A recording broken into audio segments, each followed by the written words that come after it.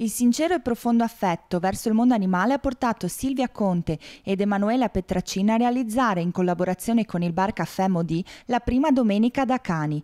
La manifestazione ha avuto luogo domenica 18 maggio al parco di Via Modigliani, splendido polmone verde del quartiere di Sant'Agostino di Albignasego, con la volontà di raccogliere fondi da devolvere al canile di Charlie di Acerra.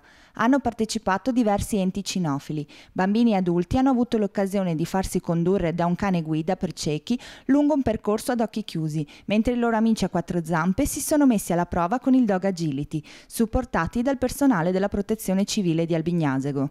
Il pomeriggio al parco si è concluso con le premiazioni del concorso per il cane più anziano, più simpatico e più rotondo.